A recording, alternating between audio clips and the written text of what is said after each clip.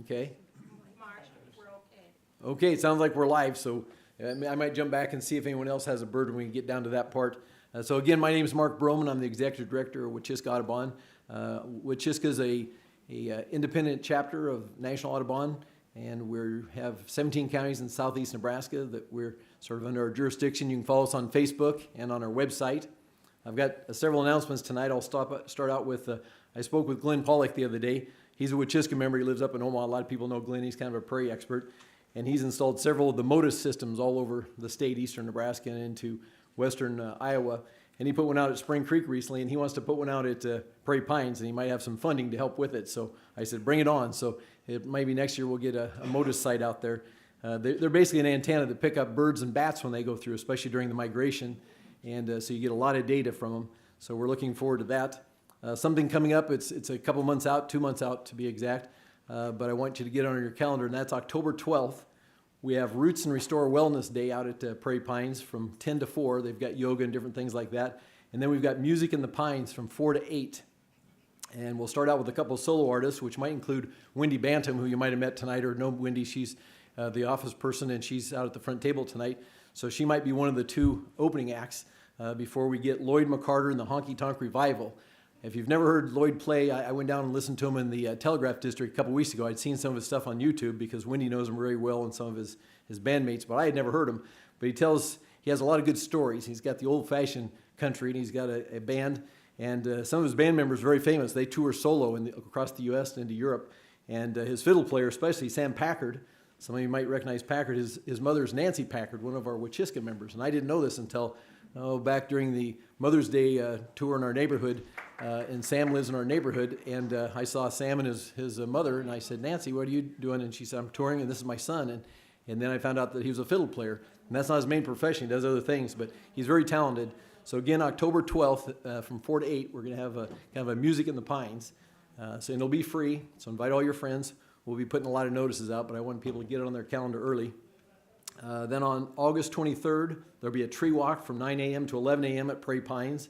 And on September 27th, there will be a Nature at Nightfall from 6:30 to 9:30 at Prairie Pines with several nature booths set up, including Wachiska. Last year, Tim had a booth out there for us. We'll probably have a couple this year. And so that's happening on September 27th. We had a great turnout last month for the Volunteer Day. We had like 34 people show up, and it was great. In fact, it was hard to get everybody, assigned to different jobs, but we got it done. And a few people have asked me if they could come out since, and we've had several people come out and help me with some things. And so if you're interested in doing some volunteer work at Prairie Pines, get in touch with me. We've got painting and cutting small trees and treating the stumps. We've got some trimming on the trails. We've got some trees that came down in the last storm that we need to trim up a little bit more. We got the ones removed from the trail and off all the roads, but we've got some others we'd like to get cut up a little bit. So, and we'll also try to set up another volunteer day sometime this fall when it's cooler. So be watching for that. We'll send out a notice, and I'll probably announce it at next month's meeting. So we'll have another volunteer day. But if you just have a couple hours you want to come out sometime, give me a ring, and we'll set you up with something. I'm sure we can find something. The Blue Stem group, which is the Sierra Club group, is having a meeting come up, and they wanted me to announce it on Tuesday, September 2nd from 7 to 8:30. I know several members of Wachiska are members of Sierra Club, but at Aldersgate Church at 83rd and South Street, they've got an evening conversation to share and learn with food and entertainment. Al Davis, their lobbyist, will be giving the 2025 legislative wrap-up, and we'll talk about the interim resolutions that are out right now, and we'll talk about bills we can influence in the 2026 session. Ken Winston, the chapter organizer, will give an update on other activities in the chapter.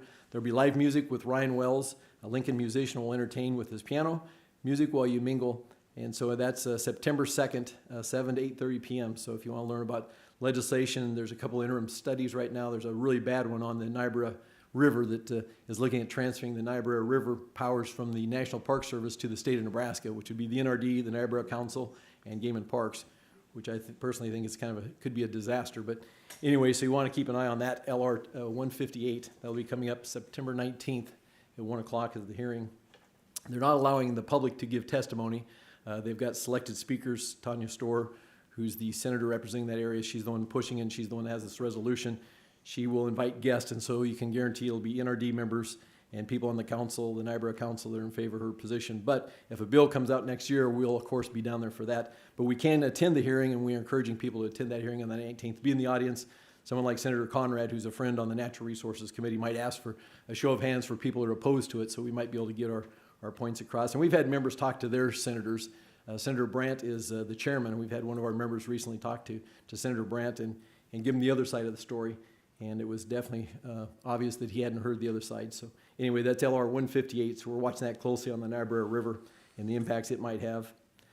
At this time, I'm going to ask any of the Wachiska board members to stand. I see we've got several in the audience, so we'll have any of the board members stand, and we'll recognize them for their service. So I see Doug back there, and we've got Tim and Ross and Teresa. So thank you for your service.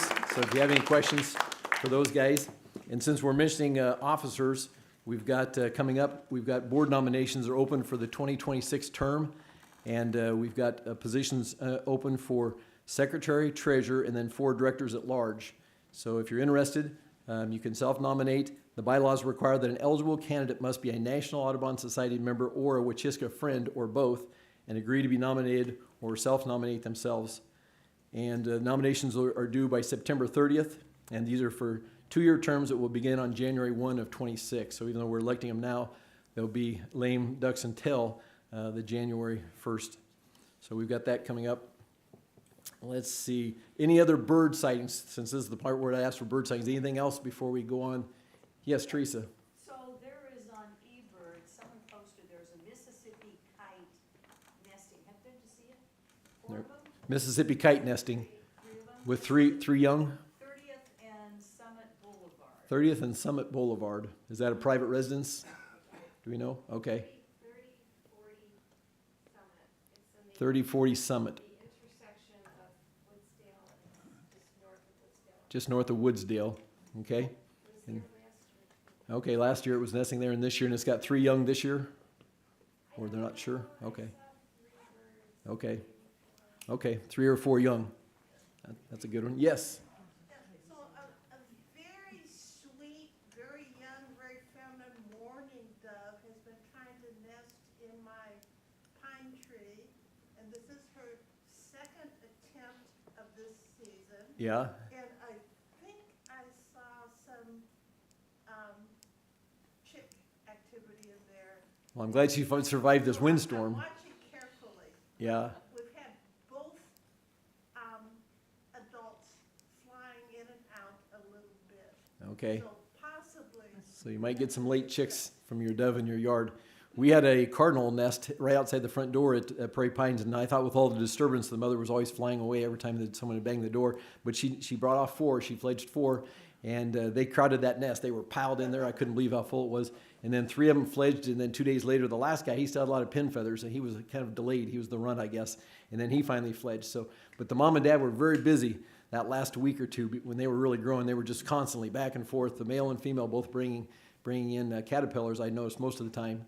But the father never incubated. He was never on the nest. I didn't see him until the little guys hatched, and then he was back and helped. I got both. You've got both of them at yours. Good.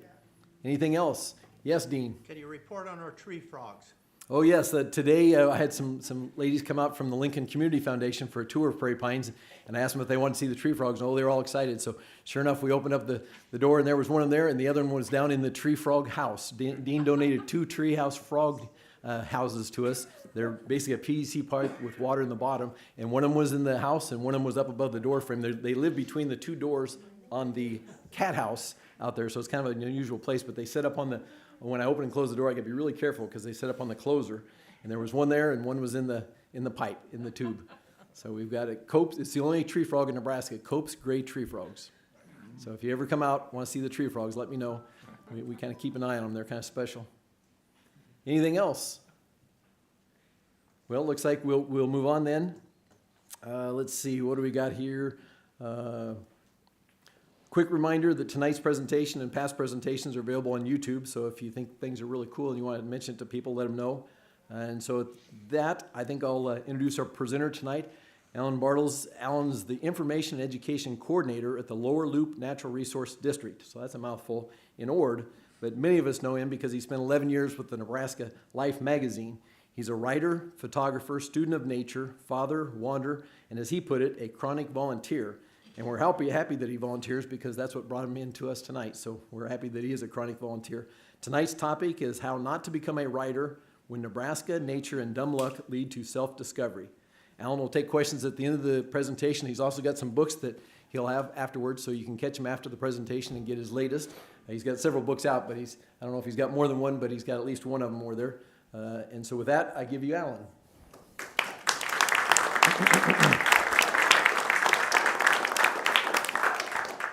Thank you, Mark.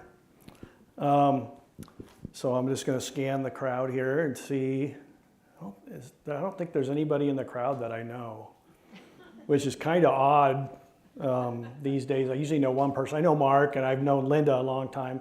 But I want you Audubon folks to know that we're kindred spirits. I first met Mark back in his Game and Parks Commission days when I was helping to get some turtle protections pushed through the legislature. And I probably first met Linda in a crane blind, but I'm not exactly sure when we started crossing paths. So I appreciate what Audubon does, and I don't know specifically what you all are involved with, but I appreciate what you're doing for our wild world. So Wendy got a hold of me and asked if I would consider being a speaker, and she laid out several months up into the winter, and I live 2.5 hours west of here, so I didn't want to come down here in winter if I didn't have to, so here I am. But I asked, well, what do you want me to speak about? And she's like, whatever you want. So I've been really fortunate in my career to become a photographer and writer. I've spoke to some college classes and a lot of high school classes about literature and writing, and I always try to tell them, do not pursue writing and photography the way I did.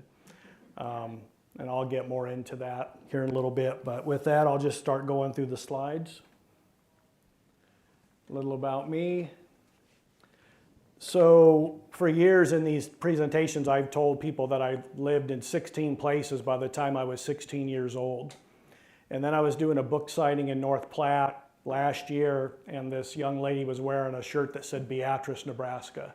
And I remembered I also lived there briefly. So 17 places by the time I was 16 years old. It's not as bad as it sounds, because for instance, in one town, we lived in 3 different spots. But there was a lot of moving around. And my friend Ken over there in the red hat, he confessed to me tonight that he's a native Iowan. And I actually am too, but I lived there very briefly. And so I just claim that I'm a lifelong Nebraskan. And I'm going to stick with that. But fortunately, I finally kind of settled down when our family moved to Greeley, Nebraska in the mid-1980s, and I was able to do all 4 years of high school in Greeley, Nebraska, kind of near the edge of the Sandhills. So I kind of consider Greeley area home. And that photo of me just to prove that at one time I did have some hair. I had no direction when I was a kid. I did not know what I wanted to be when I grew up. To get my high school counselor off my back, I signed up for the Army the same day as my best friend, and we both signed up to be mechanics. And then we went our separate ways, and he stayed in 28 years and just moved back to the area. And I did my 8 years with the full-time Army and then the reserves. But when I left to go to the Army the summer after I graduated high school, I remember my mom in tears as I was about to leave, and she started talking about how there's going to be another Vietnam or some other thing like that. And I told her, Mom, that's not going to happen. And a year and a half later, I was in Southwest Asia with the 2nd Armored Division for Desert Storm. My first morning in the desert, I caught that viper. I didn't see another snake the whole time I was there, but spent most of my active duty time when we got back at Fort Hood, Texas. I'm in a foxhole there at Fort Hood. And then after the Army, I came back to Nebraska and moved to the town where my fiance's from, Farwell, Nebraska in Howard County. This is right outside of Farwell. Since there's birders here, my bird sighting is that great horned owl in the top left barn window. I've photographed that barn before and not realized till I get home and later and look at it on the computer that there's been times where there's been an owl in each of those top windows.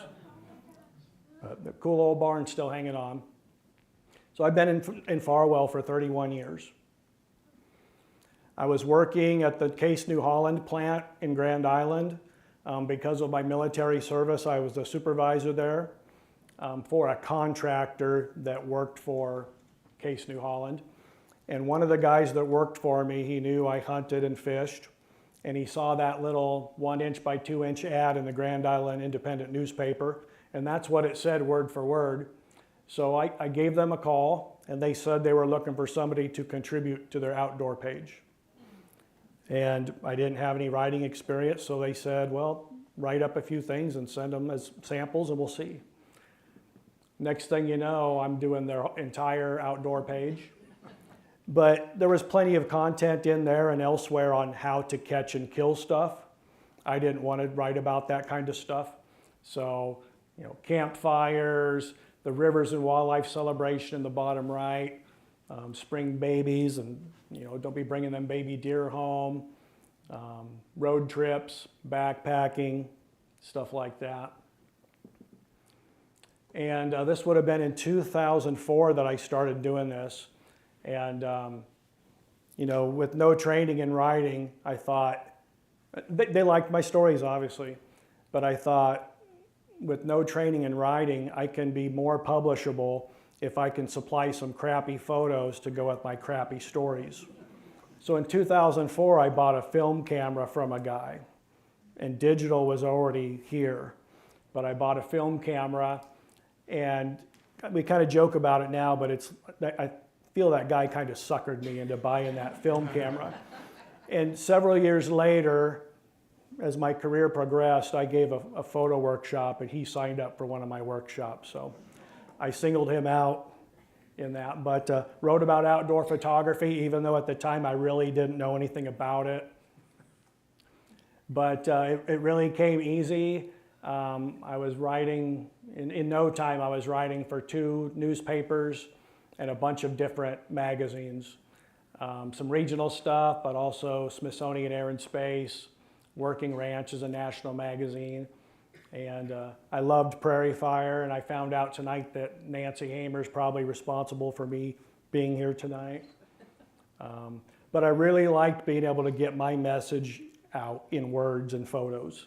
And so I was branching out, and it was easy. Places were really looking for content, and people across the country wanted to know what was going on in Nebraska.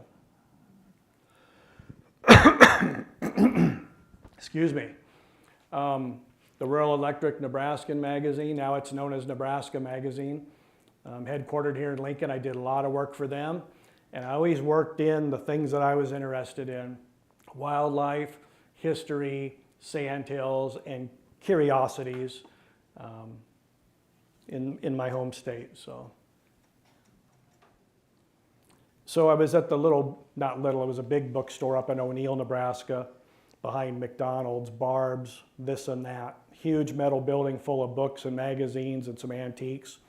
And I saw a copy of Nebraska Life on their bookshelf and hadn't seen it before, and I looked through it and I bought it.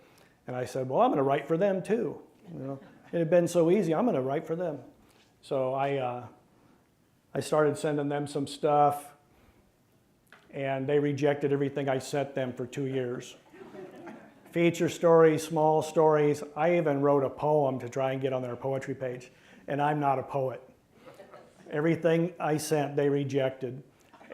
But in that time, I got to know the staff, the publisher, and I basically memorized each issue to figure out their style. And finally, in 2007, my first feature was published, and this is a reprint they did of it a few years ago, but the Sandhills, which is a common theme in my writing. This story's from the Sandhills, the only sod building built in the United States specifically for use as a high school up in Brown County. There were probably some other soddies that had, K through 12 or something like that, but this was the only one built as a high school as far as the historians up there can tell.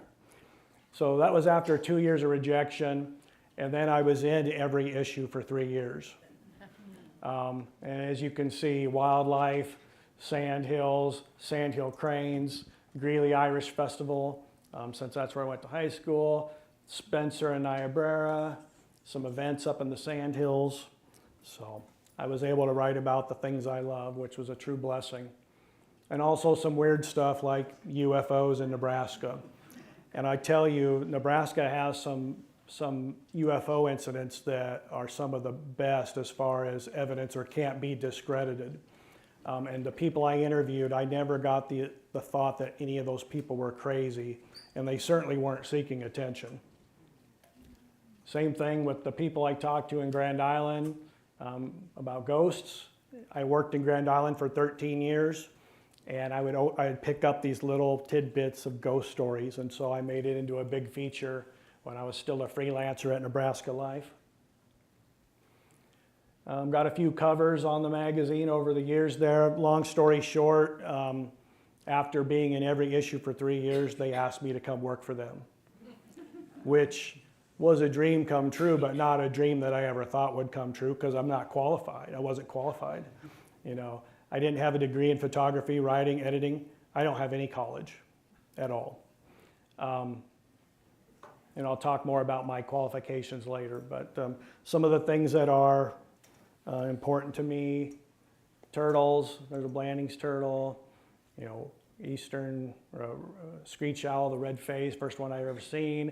My friend John Murphy from Kearney, he's no longer with us, but he was a longtime member of Big Bend Audubon and a volunteer at Rose Sanctuary, and he taught me how to call those screech owls. And I did it one time. First time I ever did it, this red-faced owl came out of the cedar trees at St. Wenceslas Cemetery in Howard County, and it swooped down over the cemetery and landed on a stone, a gravestone. And I took that picture, and it's never worked since. Oh, actually, blowout penstemon in the top right there, Valentine National Wildlife Refuge in the top left, top center, a chimney sweep from Hall County down there in the middle. But yeah, they asked me to come work for them along the way with those covers, covers on some calendars. That one in the bottom right of the church up there in Bow Valley, Nebraska has been stolen by a lot of those content groups on Facebook, and I don't even say anything. They just let them have it. The state capitol guide there in the top center, Governor Heinemann was the governor back at that time, and we published that and we donated, I didn't, the publisher of Nebraska Life did, donated several pallets of that travel guide to the Capitol Commission. And in a meeting, the governor was flipping through it and he said, "Who took these two pictures?" And he showed it. And the publisher looked over at me and he wasn't sure. And I said, "Sir, that was me." And he said, "Those are two of the best pictures I've ever seen of the Capitol." So you can't take a bad picture of that building though. So at my time at Nebraska Life, I was still writing about the stuff I love, sandhill cranes. I gave tours at Rose Sanctuary for 20 years. But just like my hunting and fishing, the more I've done writing and photography, the less time I've had for volunteering. Sandhills and Halsey, very special place to me. Shot my first ever deer in that forest when I was in my mid-20s. But just a beautiful place, and my current job, we were hosting a summer camp there until the Bovee fire took our 4-H camp away. Doc Middleton, the outlaw, the folklore is better than the truth, I'm convinced. And big, long feature story there. Part of that's in the Sandhills. And then some good friends of mine. I don't think most people make their best friend when they're 35 years old, but I've got a handful of best friends, and Bruce there is one of them, certainly. That's the Schweitzers up at Calamus Outfitters, up by Calamus Reservoir.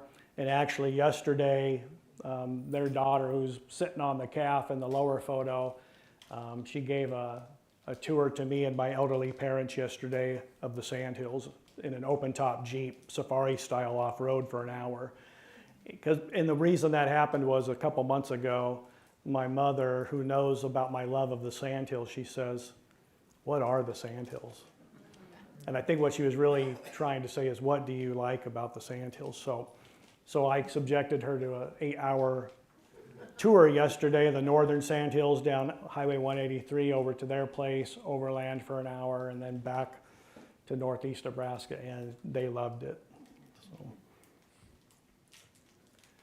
So when I'm working for Nebraska Life full time, every week we would have an editorial meeting to talk about the stories we're going to put in the next issue or the issue a year from now, oftentimes. And so every Monday morning, you know, I'm like, well, this happens in the Sandhills, or they have this out in the Sandhills. And finally, the publisher, who had been very patient, he said, "Alan, the Sandhills are great. We all love the Sandhills, but we have to spread the love." So, you know, so then I'm in Omaha, and I'm in Lincoln, I'm in McCook, and sometimes I was in the Sandhills. And, you know, I went to Omaha and did a story on St. Cecilia Cathedral. Lots of Omaha stories. I did some food stories from the old market. Spent part of a day with the horse patrol in Omaha. I actually came back from this trip, and a couple days later had COVID after I'd been working from home for a couple years or a year and a half. But, you know, and what I've truly found when I came to Lincoln or to Omaha or to McCook or to Kearney or Grand Island, I found great, caring Nebraskans, just like I do in the Sandhills, that are willing to drop what they're doing to help you with the story. Morrill Hall State Museum, came in down and did a story on that. And one story idea we would get a lot was Best Street or Aldrich. And for the 11 years I was at Nebraska Life, it just kept getting bounced around. But before I left, we did it. It was so much fun. I'm so happy we finally got that in there. So along the way, the paying jobs, the magazine jobs, the freelance stuff, you know, there's some things that are more important to me now than others, and we'll talk about some of those things.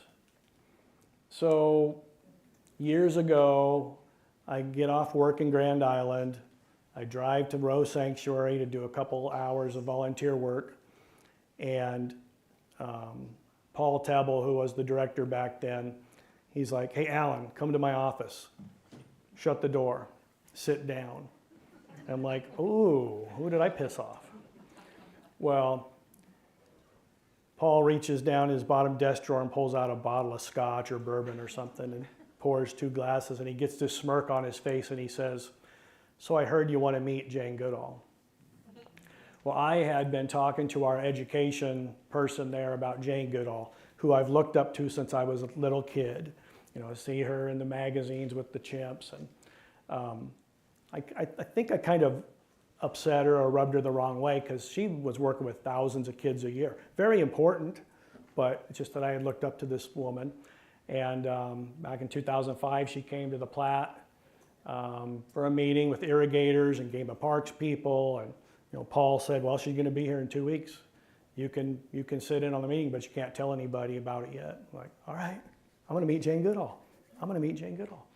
And so sat in on the meeting. It was great. I kind of stood in the back. Everybody else went up and talked to her, even the lady who I offended probably.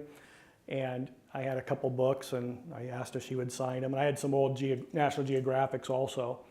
And so Jane's looking through this National Geographic, and she gets to this old one where there's a picture of her son in the camp wearing a diaper, and she just melted. And she hadn't seen that in years, and she just turned into the maternal Jane Goodall. And Tom Mangelson was there, and she goes, "Oh, Tom, look, here's Grub right here." And pretty meaningful. That night, well, I told her I had some more books, and I said, but I'd wait till tonight. She was speaking at UNK. And she said, no, go get them, because there'll be thousands of people tonight. And there were, so she signed all my books that I'd collected over the years. That night, I took my daughter, we listened to her talk, and stood in line so my daughter could meet her. And the following spring, I got a message, it was a text or a call from one of her people that said, Jane's going to be back and she'd like to spend some time with you. And so Jane travels 300 days a year and spends 2 weeks in her native England most years. And then that year she had spent 9 days along the Platte. So that's pretty indicative of the wildlife spectacle we have here with the cranes. And a few years later, actually it was 2012, I took her up to Bruce Schweitzer's place and we watched prairie chickens at sunup on the day after her birthday, which is the ranch owner's birthday. So the night before we stood out under the stars and picked apart a pineapple upside down cake and drank scotch, because that's what she likes to drink. Next morning we watched prairie chickens, and she was giddy like a little kid watching those birds face off.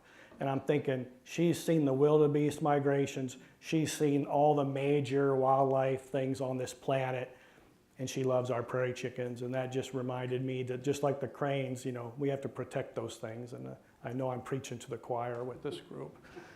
But anyway, so I've done quite a bit of work with the blowout penstemon, including on Schweitzer Ranch, which for a time was the largest population on private land anywhere. There's a feature in my next book about the blowout penstemon, but when I told Jane about it, she made sure to work in some content in her book, Seeds of Hope, which is about plants. So those 2 pictures are in that Jane Goodall book. I took both of those photos. Linda, we lost our screen. Just wait a minute, it'll come right Okay. back. We're just documenting. Can you, there. So a real highlight for me to help her with that project. There's breakfast. There's probably some people here you guys know. There's John Murphy on the left. Carl Wolf standing in the back on the left. Some of those others there's Tom Angelson bottom left. A couple row people here, and some supporters of Jane's that spent money to come out there, spend time with her. That's up in the lot, one of the lodges at Calamus Outfitters.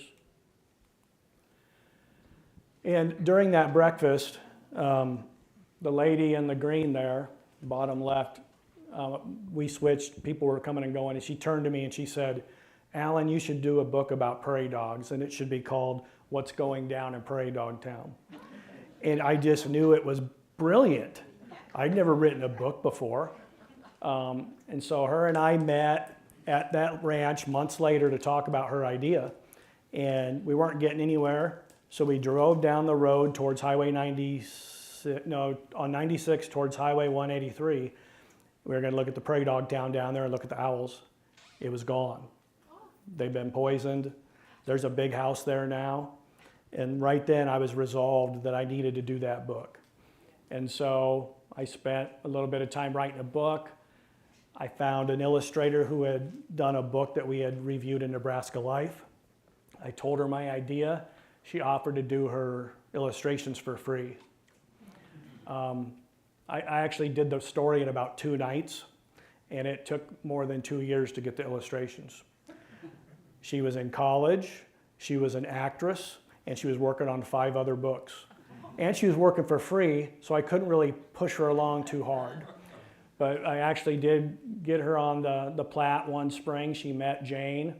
And the book came out beautifully. Audubon, Nebraska supported it. Marion Langen donated to it. Center for Great Plains Studies, Prairie Dog Pals, Prairie Dog Coalition, and some others. And people on GoFundMe gave $5, $40, totaled up to $12,000, which enabled me to print a whole bunch of these books. So it went good. I sold those books out of little events, talking to people. And you know, prairie dogs, depends on your crowd.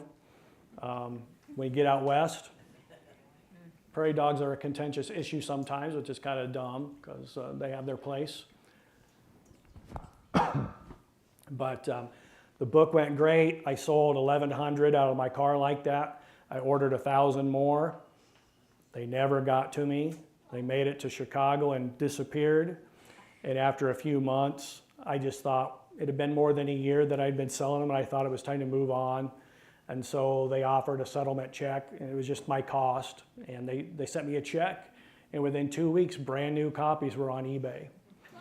So they had turned up and probably ended up back to the publisher, and they probably sold them, and that's fine. So I direct people to eBay for that book. It's not in print anymore, but just beautiful illustrations. And you know, turtles are my big thing, so there had to be a turtle. Meadowlarks, of course, and the prairie dogs, and the prairie chickens. But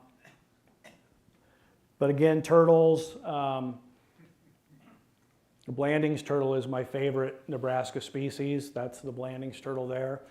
In the early 2000s, I helped mark about 1,500 of those up in the Sandhills in Cherry County. They get to about 5 pounds, like a football. 5 pounds was the biggest one we ever weighed. But we marked them, and a few years ago during COVID, the lead biologist I worked with, Dr. Jeff Lang from North Dakota, University of North Dakota, he's the world's authority on this species, and he had worked up in Minnesota on what was the largest population at the time, estimated at about 5,000 individual turtles. The most recent estimate he gave for our study area up there was probably 100, he said 100,000. Yeah, Nebraska's the stronghold for that species. There's places in the northeast US where if one of those was killed on the road, they would probably close the road. But they're still fairly common here in the Loop system, sometimes the Platte, sometimes the Niobrara. But from the Sandhills and down those river systems, they're here and there. I've moved 3 off the road so far this year in my travels. But I placed this log years ago on a ranch because I'd seen the turtles, and persistence paid off. The first time I got a picture similar to this was with my Nikon camera, even though I had this ad campaign in mind. Joel Sartori from, you guys know Joel, was in charge of that program for a long time. And the information he sent me the first time did not say anything about it, that it had to be with a Canon camera. And so I got a really beautiful picture of one of these turtles on a log and close to this same spot. And I sent it to him. He was all excited and lots of back and forth. And he's like, "Did you take this with a Canon?" And I'm like, what do I tell him? And of course you can look at the data and know, and I was honest. And he sent me the guidelines again, and maybe I just didn't see it the first time, but of course, needed to be taken with a Canon camera. So I bought a Canon camera and kept trying, stayed in touch, finally got it. 2020, this was published. And this ad campaign for Canon had been running every issue since the mid-'80s. So like 4 decades. I got my picture in, and that campaign ended 3 issues later. Got pretty close. So, but yeah, I bought a camera just for this picture. It's still in my closet. I should be getting rid of that thing because I'm a Nikon guy. I am a Canon guy at work because that's the equipment we have. But anytime I can spotlight these beautiful creatures, I want to do that. I'll just say one quick thing on these turtles. So one was captured in Minnesota as an adult, and it was marked and released, and then it was recaptured 77 years later. So this little football-sized turtle that's most common in the Sandhills, I have goosebumps saying it, most likely lives over a century because it takes them about 20 years to get to sexual maturity. So in that time, if they get crushed on one of those Sandhills roads, that population could begin to suffer. So that little turtle like that could be 100 years old. And I watched a guy was coming off Little Hay Road at the Valentine National Wildlife Refuge. I pulled up to the stop sign, and I looked down the road and up the road, and I saw a turtle on the shoulder. And then I saw an extended cab white Ford pickup with Cherry County plates swerve onto the shoulder and hit a turtle. And it was a Blandings turtle. And my first thought was, chase his ass down. But I got the turtle, glued the turtle back together, seemed to be stable, released the turtle. I don't know if it if it made it or not. So I was not looking for a job when I left Nebraska Life back in 2021. My neighbors across the street in Farwell, Bob and Tracy, she was looking at the newspaper, the little local St. Paul Phonograph Herald, and she saw an ad in there that she thought would be a good fit for her husband. And she's like, hey Bob, look at this ad for the child care center.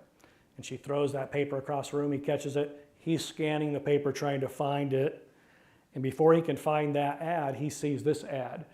Journalism and education background, promote conservation, excellent communication, photography skills. He said, look at this ad for the Lower Loop NRD, and threw the paper back, and she said, she read it, she goes, that's Alan. They took a picture, they texted it to me. It's that picture. They texted it to me, and I said, that's me. And so started thinking about my time with the magazine, which I loved. I loved the magazine. I still love the magazine. But it was time for a change. I didn't know that till I saw that ad. So I applied. My boss and a couple other people were there to interview me. It was clear they had scoured my Facebook page because they commented on some of my photos. Luckily, there was no political stuff on there. I'm not very political anyway. But did a second interview at one of the Lower Loop NRD's recreation areas a few days later, or maybe 2 days later. And they made me an offer I couldn't refuse. And, you know, I would never trade my time with Nebraska Life for anything, but I wish I would have known about the NRDs a long time ago. You know, the great mission they have, and each one has their own priorities. There's 23 NRDs in Nebraska. They all have their own priorities. Ken knows all about the NRD system. He was on a board for a long time. But so it's important work, and I've really enjoyed it. I've been there it'll be 4 years next month, Lower Loop NRD. We are the largest of Nebraska's 23 natural resources districts. We stretch 156 miles east to west and 96 miles north to south, more than 10% of the state of Nebraska. And the western edge of our district is the Sandhills, so sometimes I get to work in the Sandhills. And we go out east past Columbus, south to almost Kearney, and north into Rock County. There's the district there. So this is at our experimental farm north of Ord. We have a place where we do some crop studies and some food plot studies. We test farming techniques. We do well testing. We do a lot of trainings out there. And we bring some schools out for field trips. And this scavenger hunt was briefly halted when one of the girls screamed that there was a snake. So I've got the garter snake in my hands there, and we're having a teaching moment about, I know your mom hates snakes, but you don't have to hate snakes. And snakes are good. So that's one of the things I get to do, working with kids. You know, I do a lot of press releases, and right now I'm editing a newsletter. Not the most exciting stuff. It's important stuff. The best part is the kids. Last year I worked with 3,500 kids. Gave away 750 trees for Arbor Day. Each kid got a free tree, and made a pretty good dent in our whole district. And that goes on. I'll be at the State Fair next Friday working with kids in that new Nebraska building. I'll be in Thedford doing a turtle program for a neighboring NRD August 29th. So turtles and sandhills and all those things I love, I get to get paid for. I'm talking about watersheds and these activities.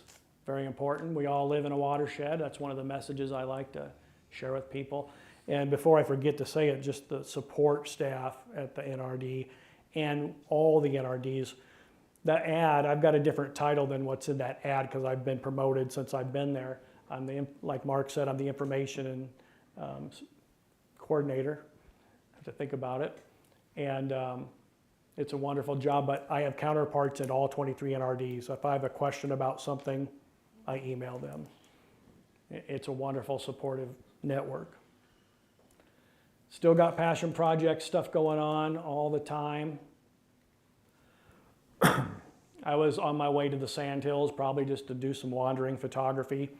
I stopped in the Kincaider Brewery in Broken Bow, kind of on the edge of the sandhills there, back in 2022, I think. And walked in shortly after they opened at 11 o'clock, ordered my one beer for the day. Haha. And anyway, there was a book on their back bar, and it was a travel book about Nebraska. And I just said, can I see that? And so I sat down with my beer and I started looking through the book. And it was a travel book about the whole state, about as thick as this book here. It's not that book, but about that thick. It was an okay book, it's fine. Lots of well-known stuff in there, but not very much of the Sandhills. You know, the Sandhills takes up a quarter of Nebraska, approximately, and it's pretty close. I think there's, well, anyway, I won't get into the numbers, but really close to a quarter of Nebraska. So in my brain, I thought that book, that a quarter of it should have been about the Sandhills. Pretty simple math, right? But it wasn't. There was a few well-known things, and that was about it. So my creative wheels started spinning. The Sandhills deserves its own travel book. And there had never been a travel book specifically about the Sandhills up until that time. So I sent a pitch to a publisher in Missouri, in St. Louis, Reedy Press, told them why I thought the Nebraska Sandhills deserved their own book. They agreed, signed a contract, and for a year, I was on the road on my weekends and some vacation time, interviewing, doing photography, and then at night, I would write the book during the week. And, you know, I've seen some beautiful things out in the Sandhills.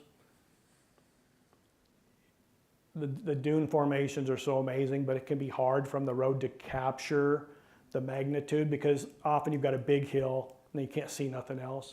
I love how this layers. This is near the Hooker-McPherson County line south of Mullen. And it's probably a half mile off the road, but with a 600 f4, you can really zoom in. I really like that picture. And on my travels, I went into Joe McBride's Western shop in Ainsworth. And don't be offended, Ken, but while I was in there talking to him, a guy from Iowa came in, and he had 2 cowboy hats that were all smashed up. So I think that points at the quality of the cowboy, or at least his riding. And Joe fired up his antique steamer, and he smoothed out those creases, and those 2 hats looked like new when he left. And Joe has a customer base of about 300-mile radius. The center one is the painting of the world's largest shamrock in O'Neill at the intersection of highways 20, 281, and 275. And of course, Nebraska's big rodeo on the right. Those grandstands got blown down a few years ago. And then the other ones on the west side got taken out this year. But when I was on my way home from O'Neill. So on this book, the first stop that I did where I traveled was to O'Neill for St. Patty's Day. It's just not a day, it's 5 days. You know, Irish capital of Nebraska, they don't mess around. 5 days of celebrating your Irish heritage. I was on my way home, and a teacher I know in O'Neill texted me this picture, and I hadn't seen her in the crowd. I didn't know she was there. And so when I do these talks, I talk about the friendly people of O'Neill and how they left me away out of that clover as I'm surrounded by wet paint. But actually, it was just between the leaves. So they wouldn't have painted that part anyway.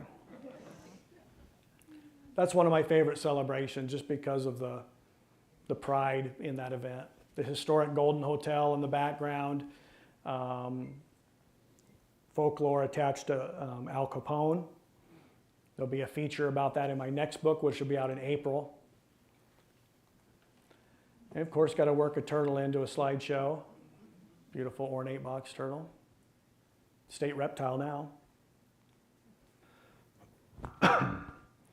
Smith Falls on the left, a family from Texas was happy to pose. So the center photo, that's the lady who gave me the tour in the Jeep yesterday, me and my parents. That's the cakewalk at the Loup County Fair. And they call the Loup County Fair the Loup County World's Fair. And to somebody not from there, it might sound a little ridiculous or audacious, but I think of it this way: small little school, these kids live on ranches and they're spread out. and they may not see their classmates for a couple months during summer. They might run into them at a wedding or a funeral or at a fair. They come together with their 4-H exhibits or the cakewalk, and it does mean the world to those folks. And it's just like a lot of other county fairs in Nebraska. So it's an appropriate name. So the center picture when I took this, I had been having a pain in my side for several weeks, and I finally had to go to the doctor because it was just dragging me down. And so 2 days before this picture, I had my appendix out, emergency appendectomy. And the doctor said absolutely no driving. So my wife went with me to this. It was the only thing she went with me on for the book. You know, she's fine not traveling around doing this stuff. But I still drove. She just rode with me in case anything happened. But one of my earliest memories was living in Macy, Nebraska on the Omaha Reservation when I was young. For a year we lived there. There was a cakewalk. I won a cake. I've never forgotten it. It was an important thing. So I was encouraging my wife gently to do the cakewalk. But then I had to be a little more bold or whatever, belligerent. She didn't want to do it for a quarter a try, but finally she went out there to do it. So the table had been spread with, I think, 24 of these beautiful cakes, most of them made by these ranch wives with these old recipes, I'm assuming. They were probably wonderful. My wife won the last cake. The one with the plastic cover from the grocery store. It's not that cake. It's not that one. So it had the little disc candy things that taste like plastic. It was awful. That's the cake we won. So, but I'm guessing I'll remember that one the rest of my life too. So, anyway, it was fun. Scratchtown Brewing on the right there. Ord, Nebraska is not quite in the Sandhills, but they say their beer's made with the same water, and which is true. It comes from the same aquifer. Plus, they call it the Sandhills Finest, and you can be in the Sandhills in about 10 minutes from there. So I include them in this book because of their spirit. And they're a family and community-oriented people, and they embody the Sandhill spirit. So I enjoy that. Long-billed curlew, Brown County on the left. Linda, I showed that picture to Paul several years ago, and he thought I must have been in a blind to get that photo, but actually I was coming up over the hill on a little sandy road, and she was standing in the road with 2 babies, and the babies ran off through the prairie. I watched them, and she feigned injury. She attracted my attention. I knew what her game was, but I was more interested in getting her picture. Really wonderful experience. The center is the annual Carson Ranch Music Jam and Festival, which from Brewster, Nebraska is about 45-minute drive north and west on these little sandy trails. Been going on 24 years. I was just at the one on July 4th this year. You know, ranchers are private people. They value their privacy. Why Dan and Shirley Carson would want to have 300 people on their place for the weekend, I don't know. But they have old-time rock, gospel, jazz, blues, whatever you want to play. There's a steel building that's a machine shop up on the hill where they park the tractors and stuff. And then come time for the concert, they pull it out, and they call it the concert hall. It's got bathrooms, a kitchen, it's super nice. But down in the yard by the old original ranch house, there's family members playing Fields of Gold by Sting underneath the shade tree. It just gave me goosebumps. And you guys, it's free. Bring some food for the potluck if you want, or throw $5 in the cream can and eat the cooking from those local ranch folks. It's wonderful. There's a pond down there you can fish if you want. It's just beautiful. And then, you know, the sign on the right, the sign on the side of the road. It shouldn't be a hard photo to get. It was a 45-minute shoot when I saw that tree in yellow. I'm about a quarter mile away, changing settings, taking pictures, looking. I just wanted it just right, but the audacity to claim God's own cow country. God ever say that? Maybe. But I appreciate that they're saying he did. So, pretty cool. The Sandhills Pride, it's a beautiful thing, just like Nebraska Pride. We're proud of where we work and where we're from, or where we live, and there's nothing wrong with that at all.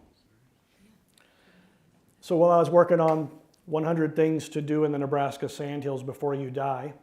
I was on my way out west of Valentine for a feature for that book, a couple of features I was going to do interviews for. But as I'm going through Wood Lake, I see somebody go in or out of Grandma's Playhouse, an ice cream shop. And whenever I'd been by it before, it had been closed. So I whipped around, pulled in there, met Norma Kozad, and she has her little ice cream shop there, brownies and baked goods, the jelly she makes from sand cherries and other fruit out in the sandhills, choke cherries. And she had a couple family members that were back in town. I think there's 40 people in that town. And, but some family members were back for the annual fireman's barbecue that night. And they invited me to come to that. So I was already late. I went and did one of my stops out at Nenzel at the winery.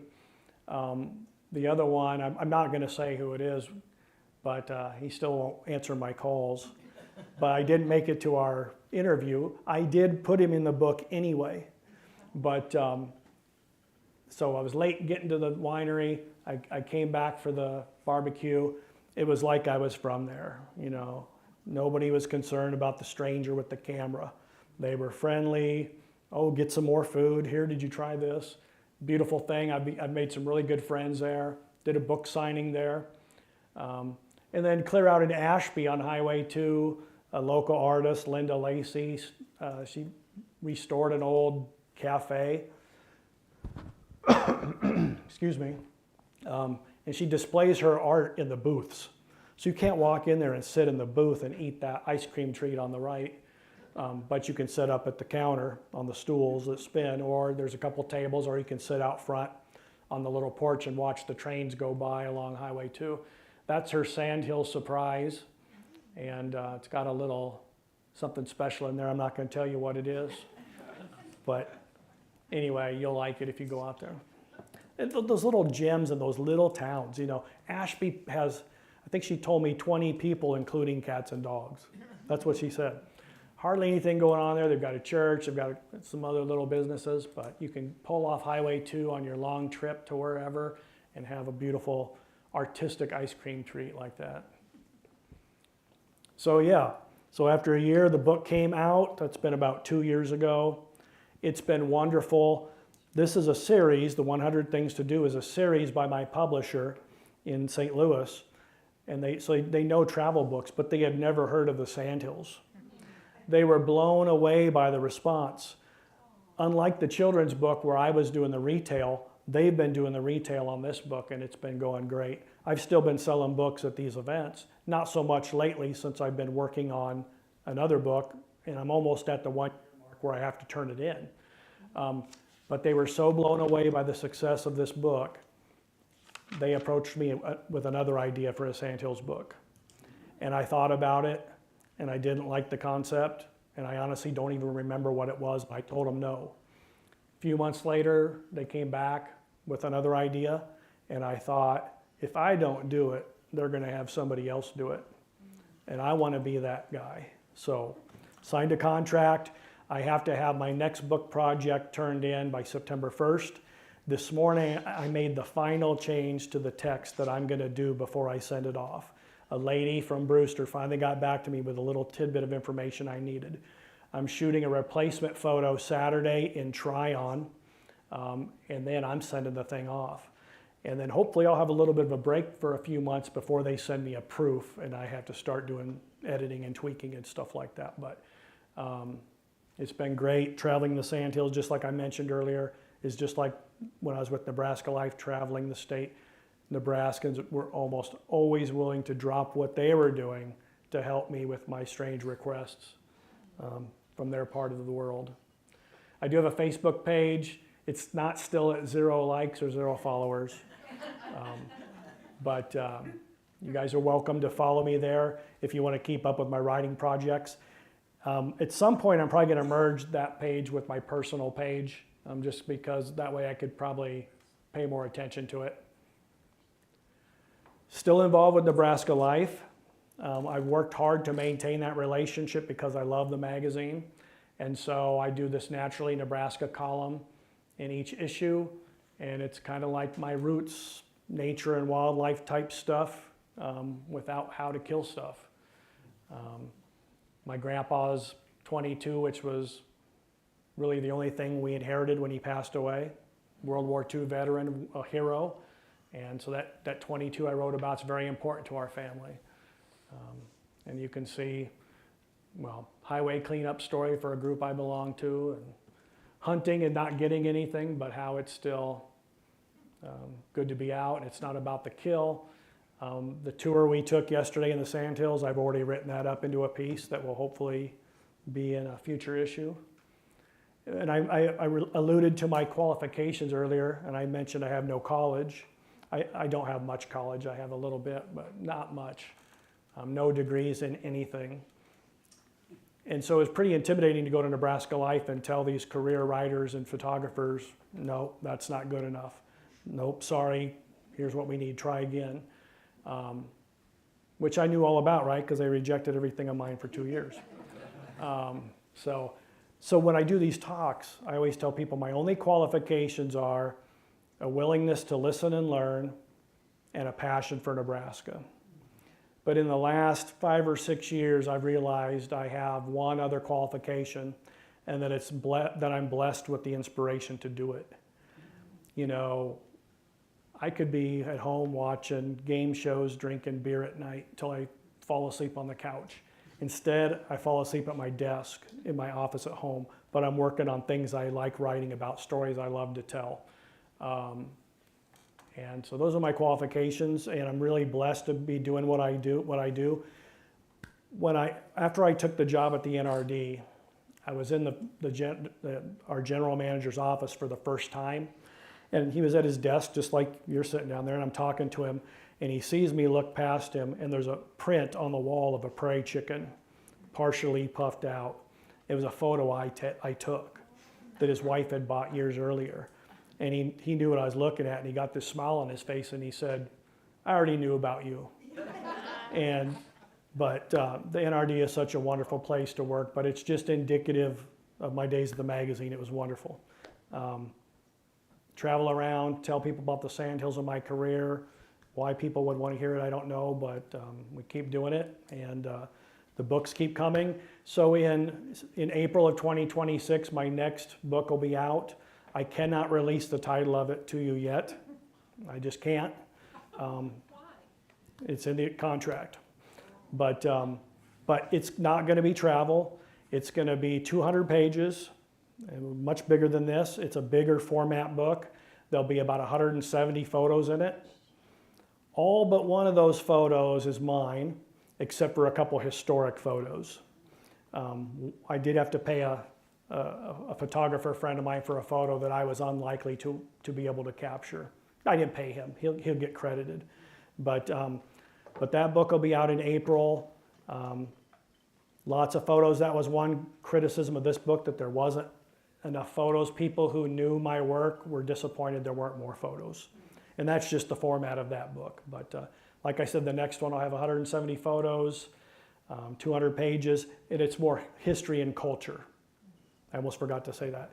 And some really weird things in there that I picked up in 20 years of traveling the Sandhills, doing freelance work and other stories.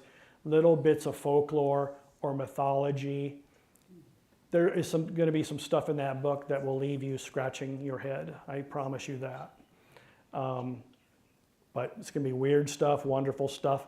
And again, not a travel book, but there's some stuff in there that you could say, let's go check that out. So April 2026, follow my Facebook page, keep up to date with it. That's what I got, folks.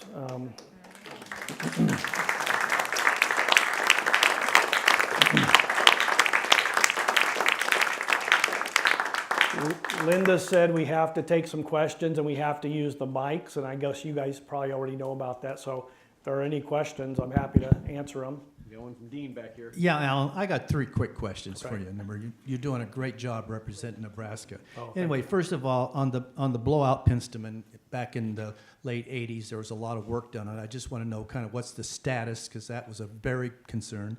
Second question is, since you're at the NRD, we all talk about the Loop and the Calamus and the Niobrara and everything, but the Loop Valley is one of the most beautiful areas because I worked in Sherman County. What status and all of that's happening with wildlife there, if you could kind of maybe discuss that. And then the third one is, being a Greeley boy, how in the hell did O'Neill take away the Irish capital from the Irish and Greeley? So anyway, with that. I'll start with your third one first. So I write a little bit about that in this book, and then the next book that'll be out in April has a bigger thing with Greeley and O'Neill. Yeah, the governor, I forget which one, oh, it was Tiemann? Yeah. Designated O'Neill the Irish capital of Nebraska. But genetically, I don't know if that's the right word, but descendants, based on the family, the people living there, it's the highest, Greeley has the highest percentage of Irish residents of any community in Nebraska with more than 500 residents. So I don't know how that happened, but it did. The question on the NRD and the Loop Valley, the river system's beautiful right now with all the rain. That system's the most constant flowing river system in the world. But the threats are out there. There's still sand hills being farmed and more acres being churned up all the time. The NRD can't go in and mandate protections for wildlife. So, even though the wildlife's pretty common still, some things aren't as common as they used to be. So I'd say it's about like anywhere else in Nebraska. It's up to the individual landowners for the most part, who have the control. That's where those animals live, of course. And what was your first question again, sir? About the penstemon, Oh, the status yeah. of that. Yeah, the blowout penstemon, used to be one of the most common wildflowers. Then, like by the 60s, they thought it was extinct. The university went out and they found about 600 plants. Jim Stubendick, Kay Cottis, very involved and responsible for figuring out how to propagate that plant in captivity, how to scarify that seed coat so where they could grow them in captivity. And that's why they're still around, because, they call it improved range management, less blowouts, more grass for the cattle, which is very important to the ranchers, but it means less habitat for the blowout penstemon. So the way things are now, the blowout penstemon can only exist by the hand of man. They raise them at Halsey at the nursery and they transplant them into appropriate habitat, but blowouts there ain't nearly as many as there used to be. So Are there still the volunteers working with that kind of plant nest? Because back in the 80s too, I remember there was a lot of work by the university in that doing that. Is that still happening, or has that kind of died off? the volunteer part's pretty low scale, pretty low quantity of people doing that. Mostly it's Forest Service staff and other professionals doing that kind of stuff. But that ranch where I was at yesterday, we planted 200 one time that Jim Stubendick brought us, and then he had 200 extra one year, and we planted those. And there was a spot on the ranch that had been a gravel and sand mine, gravel pit operation years earlier. And the ranch daughter who gave us that tour, she planted 5 of those little seedlings from the university in that bare sand area. And me and some friends, we call ourselves the Friends of Gracie. We do the trash cleanup along the highway up there. Gracie was a little pioneer girl who lived there 100 and some years ago. But we go out and do population counts. And I ran into Kay Cottis up there one time by Burwell, and the flowers were blooming, and I knew that. So we went out there, and she broke down in tears. A couple thousand in bloom from 5 plants that took hold. And it may not be the largest on private land anymore, I don't know that, but it's amazing. And if you've ever smelled that vanilla-like scent, a couple thousand of those in bloom, it's intoxicating. Yeah. I hope that answers your questions. Yes, it did. Very good. Thank you. Yeah. Kay does some work for us now on some of our easements and some of our prairies. We work closely with Kay. Other questions over there? So I don't have a lot of optimism right now in the political process when you care about a place like the Sandhills. What about, since we're talking about ranchers for the most part, what about through being consumers? What about being what? consumers? Are there ranchers who, you said it's up to the individual rancher, the individual landowner. Are there ways as consumers that landowners who want to do things that are better for wildlife would benefit from us as consumers purchasing their beef? Oh. I know a lot of ranchers that are really concerned with the wildlife on their land because they know that's a good indicator of the quality of their land and the grass. But still, I see some meadows being ditched and drained, and that's their legal right. It does affect the neighbors, when that water level changes. Honestly, I'll tell you, some ranchers would like to do more conservation stuff, but they're concerned about what the neighbors would think. Sure. I even know of a rancher that told me he would like to bring in a few prairie dogs, but he would hate for his neighbors to find out. But he knows how diverse of a community exists with those prairie dogs. There are some that the bottom dollar is all they care about, I would honestly say. But those people who grew up on those ranches, they know that wildlife is integral to the health of the prairie. And yesterday on that ranch, I was in sand blue stem that was taller than me. It was amazing. So it's challenging. Any politician that would ever put his foot down and say he's going to make big changes to what landowners can do, not going to get voted in. So it's a real struggle. Lots of groups in the Sandhills working to protect wildlife and work with landowners and protect even the lifestyle and the culture out there. Does that answer your question in any way? No, but it's good to hear, the opportunities and the challenges. Yeah. Yeah, Yeah. thank you. Yep. Anybody Additional else? questions? I want to tell a story on Alan. I don't know if you'll remember this, but back in the day when we all went out to Kearney for the River and Wildlife Conferences, Alan was often a speaker. And I particularly remember you bringing your turtles.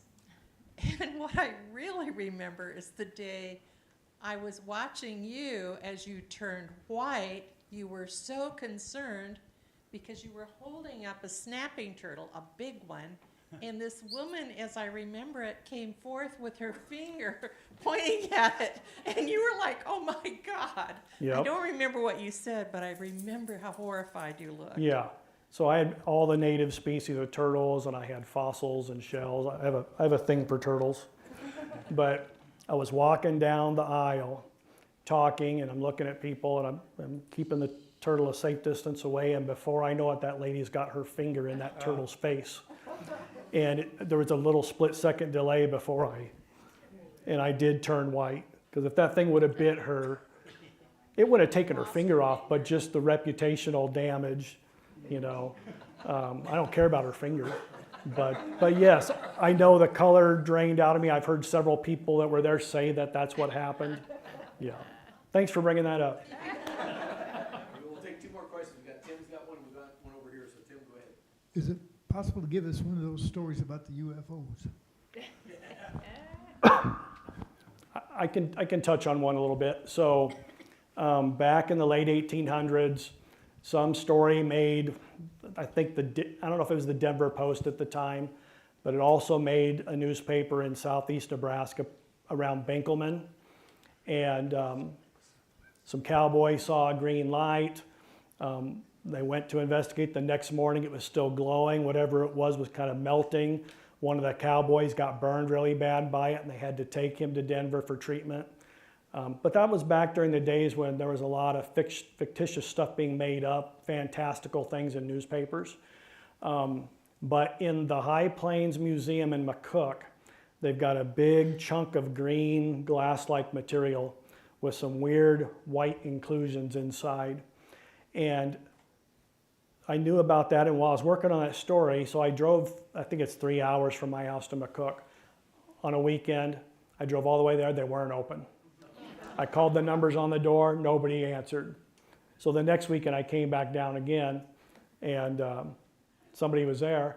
Well, just coincidentally, and this kind of stuff has happened to me a lot in my career, where I go and then there's a critical person there that I need to know. And there was a researcher from MIT at that museum there to look at that piece of green glass while I was there to look at that green piece of glass. And the theory is that, or the museum's story is that that's an artifact from that UFO crash, that piece of green glass. Then there's also the local lore that it's what they called end of shift glass from the 7-Up plant in North Platte that they had years and years ago. Well, this guy from MIT talked about sending that piece of glass or whatever to the Dow Corning labs to be tested to see what it really is. And the museum people weren't willing to let it go. Probably because they don't really want to know. There's one little UFO story for you. Last question over here. Just speak into it. Howdy. Hi. Do you have a dog? Not anymore. I have 2 cats. I'm more of a cat person now, which when I was a kid, I didn't care for. Hi, I see you have an animal there. I wasn't a cat person, but I am a cat person now. I still love dogs. Yeah.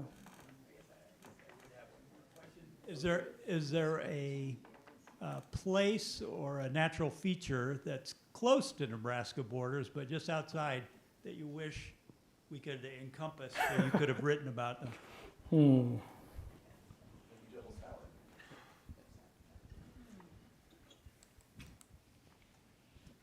Nothing comes immediately to mind. Yeah, sorry. There were some things in the Sandhills books that, I was kind of like, oh, I wish like the next book won't have the chalk mine in it. Well, it's mentioned, but it's not a feature. But that's a pretty cool thing. It's outside the Sandhills, and the locals are putting a lot of time and effort into it now, getting it up and going again. But nothing I can think of outside of Nebraska. Although, speaking of that kind of stuff, so tomorrow evening, I probably won't go, but the staff of South Dakota Magazine is having their 40-year celebration in Yankton, and I know those folks pretty well. And years ago, they did a story on their sandhills. There's a little small piece of sandhills in South Dakota, and I wish it was all in Nebraska. All right. Well, with that, I'm sure that Alan will stay around for a few minutes and answer some questions if you want to go up and see him. He's also got his book for sale over here, so if you need to get a copy of it's the 100 Places, right? 100 Things to Do with 100 the Things to Nebraska Sandhills Before You Die. I've Okay. also got a business card if you want to get my email address. And then I've got a card up there. At the end of September, I have a 50-piece art showing of canvas prints opening at the Carnegie Art Center at Alliance. So you're free to take that information as well. Okay, and be sure and stop out for a cookie before you leave. Let's thank Alan one more time. Thanks for coming, everybody. Thank you. Thank you. That was fun. Those things always go so quick, at least for me. So might not have seemed as quick for you guys.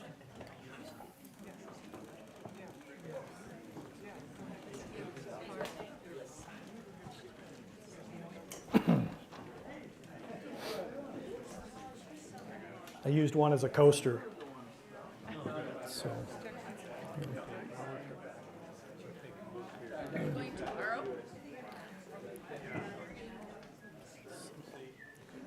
All right, books are 18. I do have some change. I gotta ask you, you a member of the Turtle Society? I'm not. Oh, you ever heard of that group? I have. Yeah.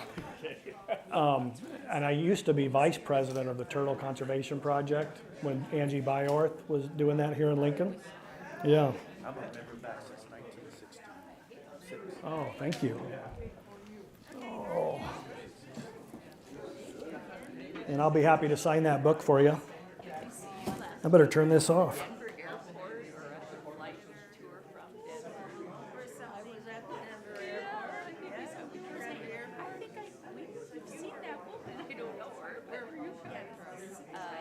From Boise to Denver to Lincoln. Oh, or from Lincoln. Lincoln to Denver. Boise, yeah. Yeah. You know which way? And you? What was your? Oh, oh my goodness. And you're back already?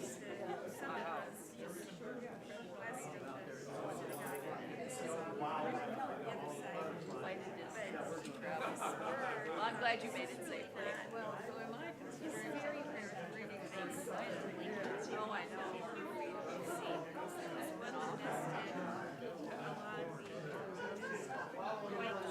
You will. Still listening to these books.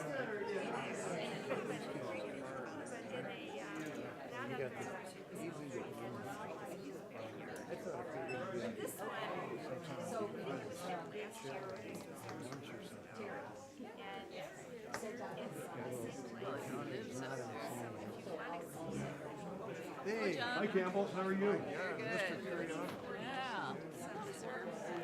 you. Well, how can I make your day? Well, just an old bus driver just showing up in an Audubon meeting. I mean, that's incredible. Yeah, I've been, yeah, I know, you've been here. And I'm vice president of the garden club. And so we've been, I do the speakers for the garden club. You might be interested in some of the folks that we get coming up. I don't have one of the bookmark books with all of our speakers. Do you have a website? There's a there's a Facebook page, the Garden Club.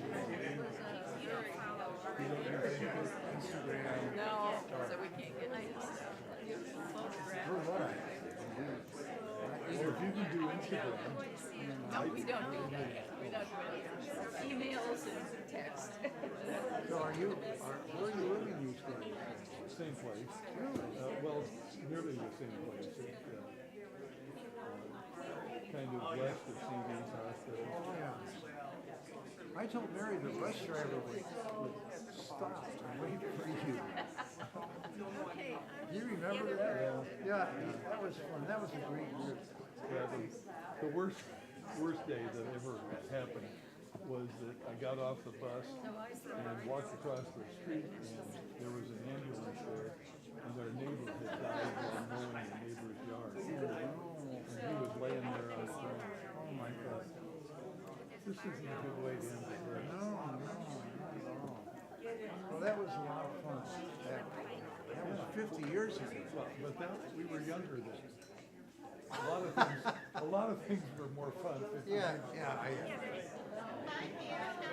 I occasionally see Vicky help. Do you see her? She's having some serious.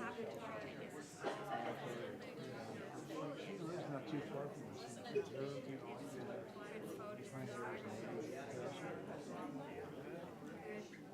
Well, good to see you. Thank you. Good to see you too. Take care of yourself. Okay? I've been working on it.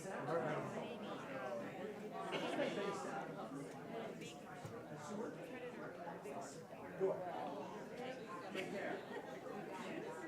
Anyway, it's fun. I had wanted to see this. No, I didn't. Did you? I didn't see one before, and I tried a couple times, and I got to go. Fred picked me up at where to see Very Josh, and we got there. I just want that to say, thank you for being here. Good to see you.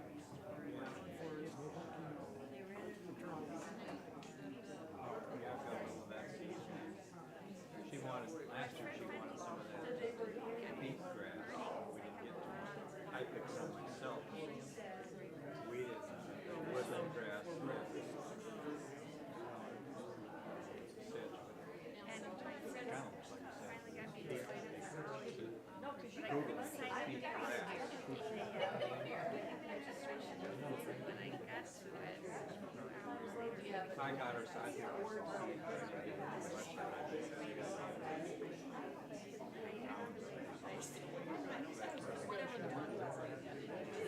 They're kind of the same one. Now I know, 8 a.m. She wants And that then my friend told me slender she it really was at produces some lots of event. seed this year. In fact, that's one that's probably ready. He said there were 700. Well, it dries out, it sheds, but luckily the little pods stay vertical, so if you break them off carefully and tip it, it'll look good. In fact, they're ready right now.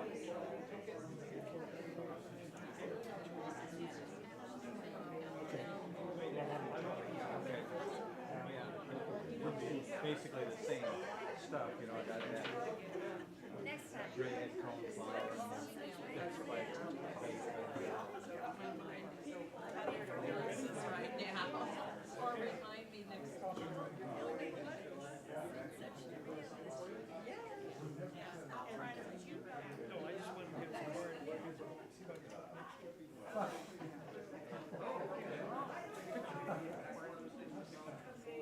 If these two are on the bus, Diana, it'll be fine.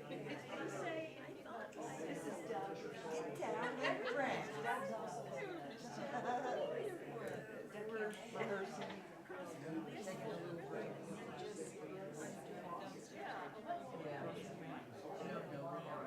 The dungeon.